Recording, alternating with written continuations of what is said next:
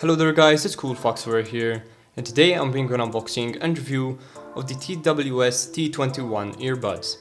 So starting off with the unboxing, as you can see on the front you have a picture of the earbuds themselves, and you also have some small writing here showing you that they have 5 hours of call time. It shows you that they are also fully wireless and that they have CVC 6.0 noise cancelling. Looking at the back of the box, you have a few more specifications here. So here you have some information about the charging case and the voltage that it supports, and you also have some information about the earphones themselves, and as you can see they do connect via Bluetooth version 5.0, which is always good to see. So opening it up, it has a magnetic latch here on the side, and inside you'll find a thank you card, the earbuds themselves, a small carrying case, and underneath the foam you'll find another card here with the instructions. So going quickly through the instructions, you'll find many different languages, and there is also English written here, so if you find any problems with the earbuds themselves, you can easily refer to this instruction manual and find what the problem is and try to resolve it this way. Now taking a look at the thank you card, if you are not happy with the product, they do ask you to send them an email or scan the QR code to go to their Facebook page and ask them there. And on the other side, you also get a free 2-year extended warranty if you go to the website and register the product, which is always nice to see from manufacturers. So taking a look at the case, you can see that it is a soft velvet-like material, which is always great to see since it does actually feel pretty nice. And inside you'll also find a few stuff, so taking a look, you will find the charging cable here, another cable which we will go through later on, and also a pair of extra ear tips. So taking a look at the charging cable here, you can see that it is micro USB, which is a bit sad to see unfortunately, since now almost everything is coming out with USB Type-C, and if it were USB Type-C you wouldn't have to carry around 8 different cable, but nonetheless this is still acceptable for the price that you're paying, so I won't complain that much on this cable. So the second cable here is used to charge the earbuds individually, so if the case ever breaks or something happens, maybe you lose the case itself, you actually get an extra cable to charge the earbuds with. So you can look at this in two ways: either see it as a blessing that you have something extra to charge your earbuds with, or see that the manufacturers themselves are actually so unsure about the case itself that they actually supply you with another cable to charge the earbuds if in fact the case dies. And in fact, as you can see, these two connectors here connect individually to the earbuds, and then you can connect the USB Type-A into a charging port and start charging them like this. And now lastly, taking a look at the earbuds themselves, you can see that they are protected in a plastic wrap here, so taking that off, the case itself is actually quite big, and it is very glossy as well, which I am not that big of a fan of, although for the price that you're paying, again, this isn't that big of a deal.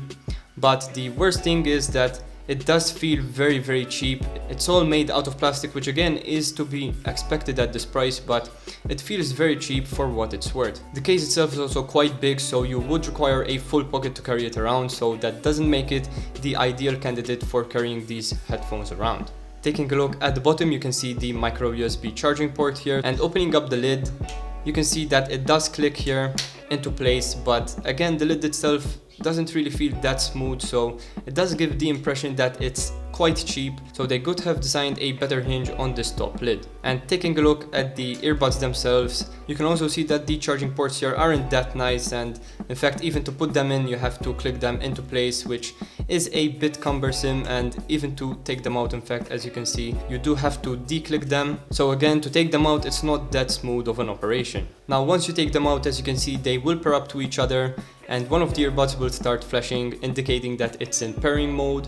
And once you connect to these with your phone, you will be able to hear music from both of them at once. So in fact, here going into pair a new device, you can see that the T21 has come up immediately, so there's really no problem there. And once you try to connect them, you will get a pair icon here, so all you need to do is click on pair, and like that you have the earbuds paired to your phone without any problem. Now going through the functions of the buttons themselves, if you press once on the right earbud it goes forward, and if you press once on the left earbud it will pause or play the media. If you double press on any of the earbud, it would call your last saved contact from your call log, and you can short press any of the earbuds when someone is calling you to answer them, and double press to reject the call. Now another thing is that the button placement itself is actually a bit awkward, so in fact if it's in your ears it might even hurt you to press the button, since the buttons themselves are quite small and to press them you need a bit of force. But another really unfortunate thing to say is that the sound quality is actually quite bad. And when you put them on, you will hear that these are very muffled, so you need to go into the EQ of your phone settings and make sure that you bump up the highs a bit, since the low end is actually pretty good on these already. And as you can see, this is the EQ I put on these. So I did put up the highs, as I said, and the mids I basically left at the level that they were, and I did bump up the lows a bit because I like the extra bass that they give. So overall the sound quality with an EQ from your phone is not bad, but by default they are really not that good. So the Bluetooth range on these earbuds is actually pretty good at around 55 feet or 16 meters, so that is really not a problem with these earbuds. But what I did find to be a problem is the overall design of the earbuds themselves. So as I said before, the hinge itself here is really not that well made, and as you can see I almost have to forcefully open it, since as you can see you have a little lip here that goes into the case itself over here, so the more you press it the more difficult it becomes to open up.